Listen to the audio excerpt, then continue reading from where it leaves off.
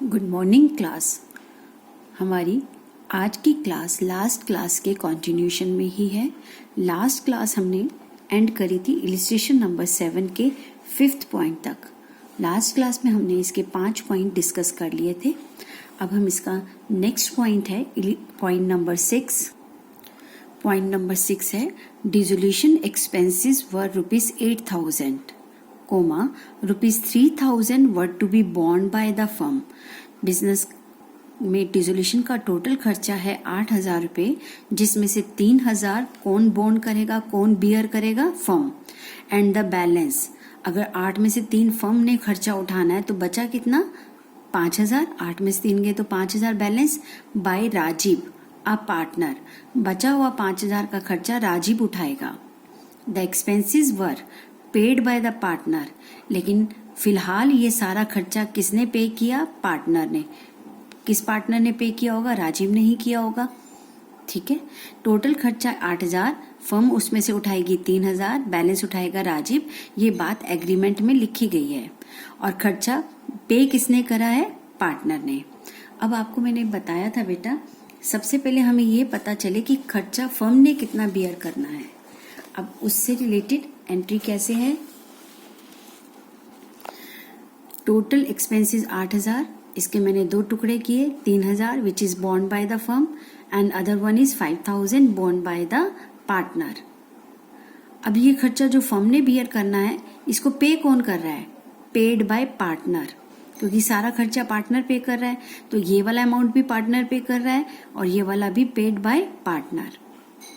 अब खर्चा बियर करना है फर्म ने, लेकिन पार्टनर पे कर रहा है, तो ये फर्म का खर्चा, तो फर्म की अकाउंट्स में आएगा, यानी रियलाइजेशन अकाउंट में आएगा।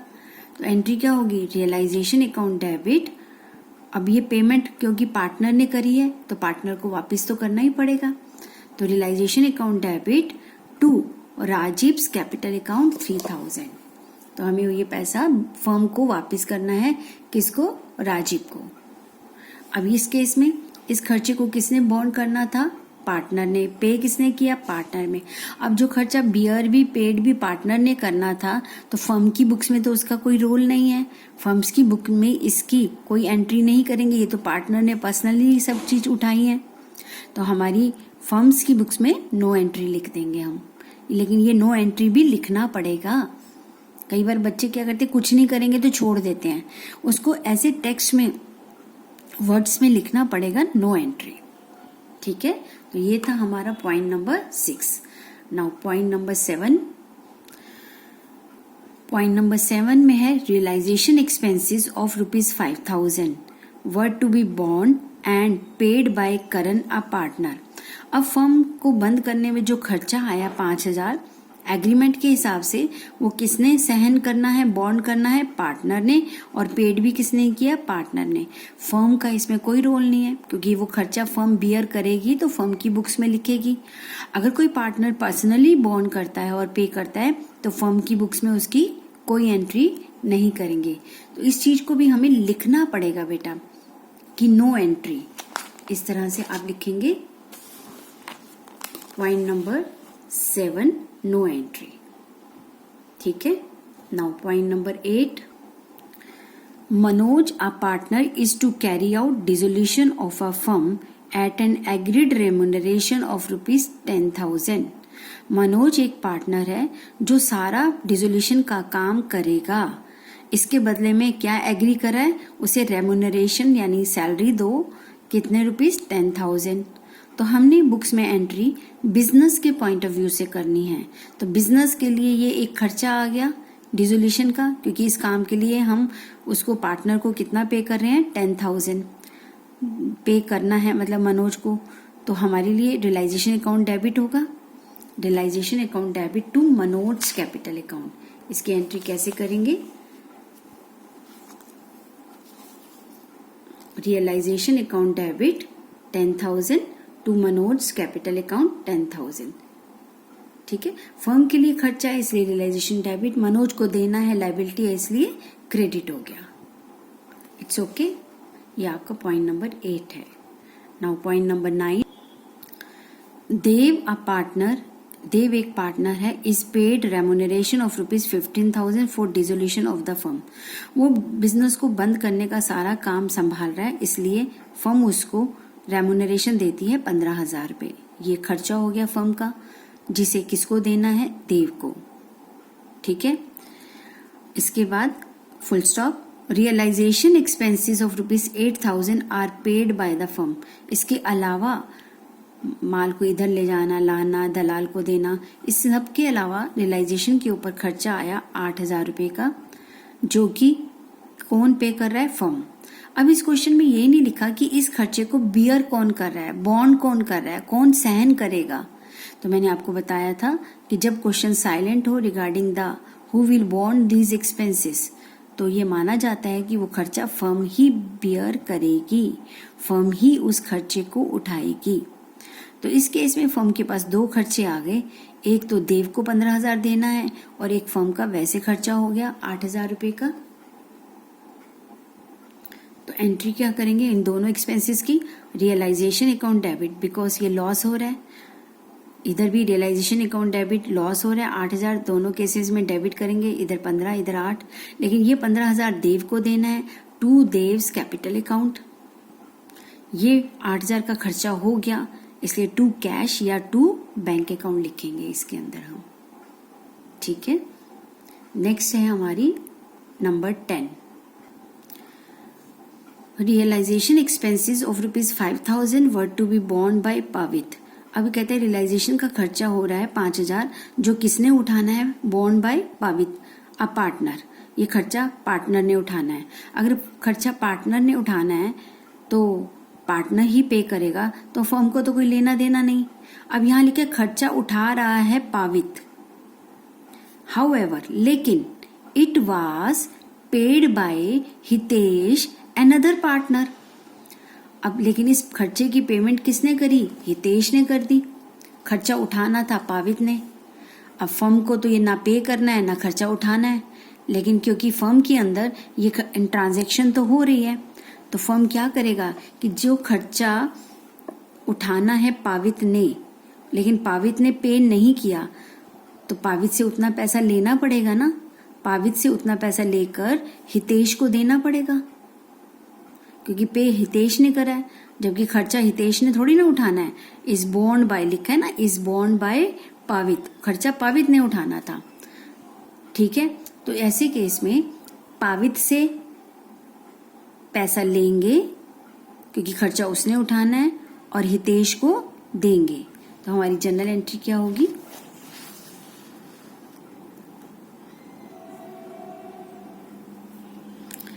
एक्सपेंसेस 5,000 के, मैंने यहाँ एरो लगाया है, bond by partner Pavit, paid by Hitesh, Hitesh ने पे किया, मैंने आपको बता दिया। तो फर्म क्या करेगी? पावित से लेगी, तो पावित को क्या करेगी? डेबिट, पावित कैपिटल अकाउंट डेबिट, और लेने के बाद देना किसको है पैसा? हितेश को। तो to Hitesh capital account 5,000 rupees. ठीक है, अब हम करते हैं illustration number 8। Pass necessary journal entries on the dissolution of a partnership firm in the following cases. अब इन्होंने कुछ ट्रांजैक्शंस दी हैं जिनकी आपको जर्नल एंट्रीज करके दिखानी है। पहला, L a partner was appointed to look after the dissolution process। L को कहा गया कि सारा डिसोल्यूशन जो फर्म को बंद करने का प्रोसेस है वो तुम देखोगे। For which he was given a remuneration of ₹10,000, जिसके लिए उसे 10,000 रुपये का रेम्यूनरेशन दिया जाएगा।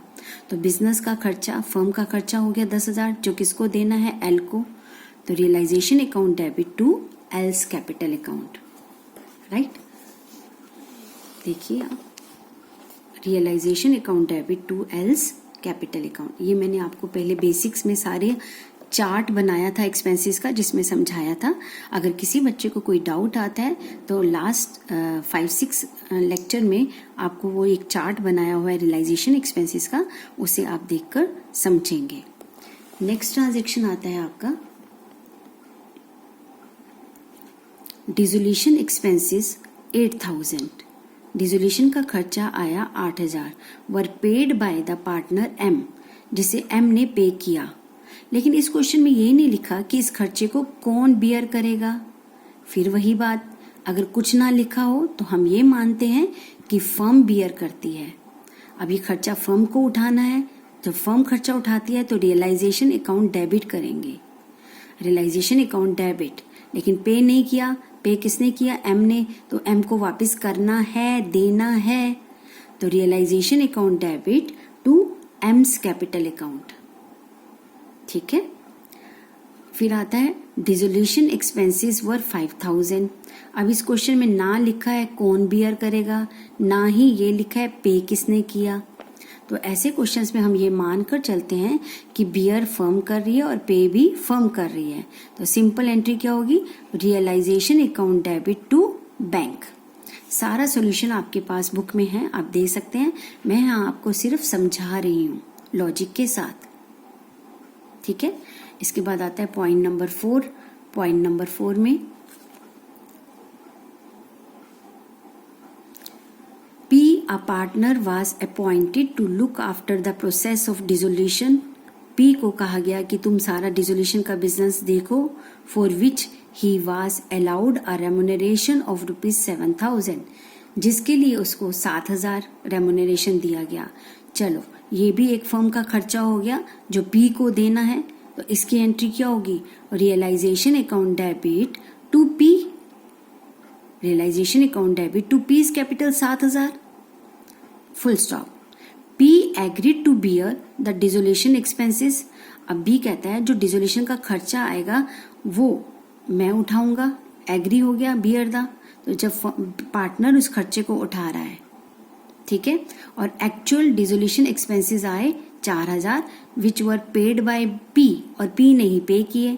खर्चा उठाना भी P ने था, P ने पे किया, तो फर्म की बुक्स में तो इसकी कोई एंट्री नहीं होगी, क्योंकि ये 4,000 का खर्चा कौन कह रहा है उठाऊंगा? एग्रीमेंट हुआ ना, पार्टनर कह रहा है, और पे भी उसने किया। वो तो इन सब कामों के लिए एक लमसम रेमुनरेशन ले रहा है 7,000 का। तो हम फर्म के हिसाब से अगर सोचें तो फर्म का खर्चा केवल 7,000 रुपये हुआ। ठीक है। इसके बाद आता है 5th point. N a partner was appointed to look after the process of dissolution. अब इस केस में एन को अपॉइंट किया गया कि सारा डिसोल्यूशन का प्रोसेस करेगा, for which he was allowed a remuneration of ₹9,000। अब एन सारा काम करेगा तो उसके लिए हम उसको कितना सैलरी दे रहे हैं? 9,000। तो ये फर्म का खर्चा हो गया, 9,000 एन को देना है। तो जहां फर्म के खर्चे की बात आती है रियलाइजेशन अकाउंट डेबिट होता है, तो realisation account debit to N 9,000 rupees, full stop. N agreed to bear the dissolution expenses. N कहता है इसमें भी सारा डिसोल्यूशन का खर्चा मैं उठाऊंगा, बियर करूंगा, लिखा है ना, बियर करूंगा। और एक्चुअल एक्सपेंसेस हुए जो वो हुए 4,000 के, which were paid by the firm. अब जब ये एक्सपेंसेस एन को उठाने थे तो लेकिन पे एन ने नहीं किए, पे किसने किए? फर्म ने। तो फर्म क्या कहेगी? ये पैसा वापस दो। वो इस पैसे को किससे लेना चाहेगी? एन से वापस।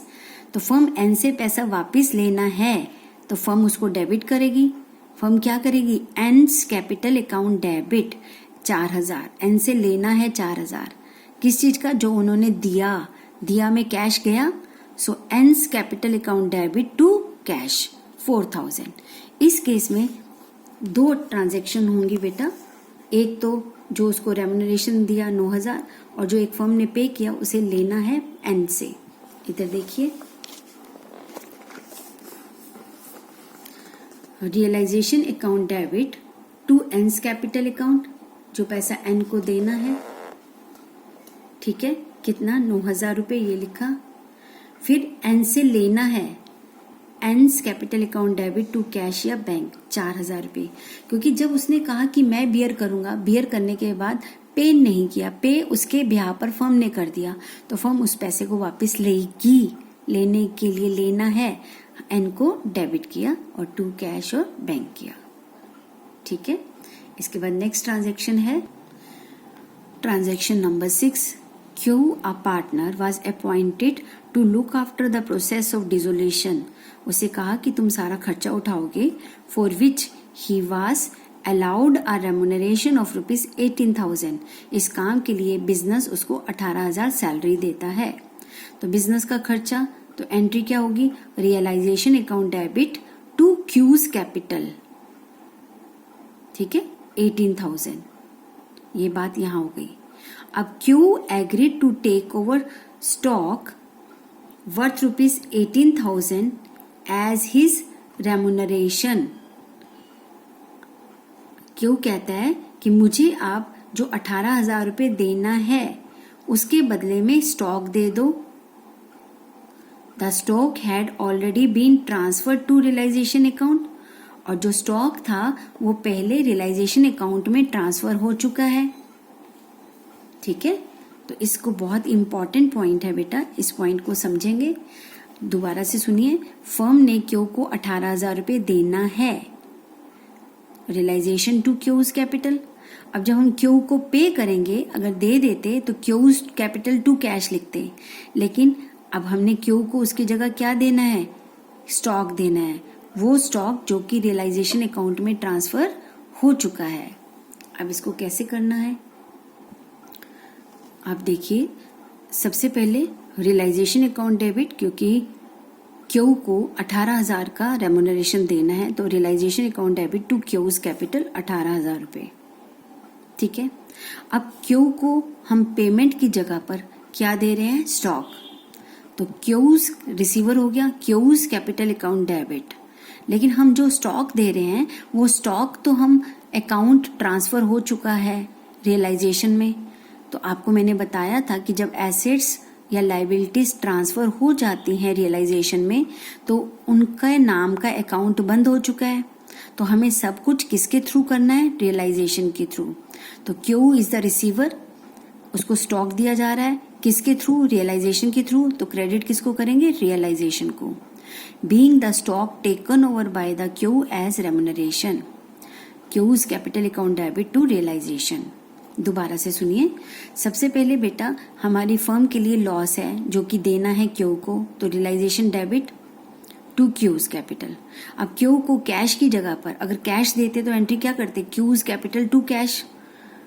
अब हम कैश की जगह पर उसको क्या दे रहे हैं, स्टॉक, और वो स्टॉक रियलाइजेशन अकाउंट में ट्रांसफर हो चुका है, इसलिए यहां पर हम स्टॉक नहीं लिखेंगे, हम क्या लिखेंगे, रियलाइजेशन अकाउंट लिखेंगे। ठीक है, अगर ध्यान से देखो तो ये एंट्री और ये एंट्री आपस में रिवर्स है। ये यहाँ डेबिट है, यहाँ क्रेडिट है, यहाँ क्रेडिट है, यहाँ डेबिट है। इसका क्या मतलब है कि आपने क्यू एक लाइबिलिटी थी जिसको देना था 18,000 रुपये, उसको आपने सेटल किया एसेट देकर। तो जब मैंने आपको नोट्स दिए हैं, उस नोट्स में मैंने आपको बताया है, when an liability is settled bye an asset, जब किसी लाइबिलिटी को कोई एसेट देकर सेटल किया जाता है तो बुक्स में उसकी कोई एंट्री नहीं करते। तो देखा जाए तो इस एंट्री का इफेक्ट तो 0 है। तो या तो आप ये 2 एंट्री करेंगे, ठीक है, और लिखा है ना ये, और नो एंट्री, आप सिर्फ ये लिख देंगे नो एंट्री। ये लिखने से भी चलेगा, अगर आप एंट्री करना चाहते हैं तो और लिखकर ये दोनों एंट्री करेंगे। ठीक है, ये थी हमारी रियलाइजेशन एक्सपेंसेस रेम्यूनरेशन से रिलेटेड कुछ जर्नल एंट्रीज के सॉल्यूशंस।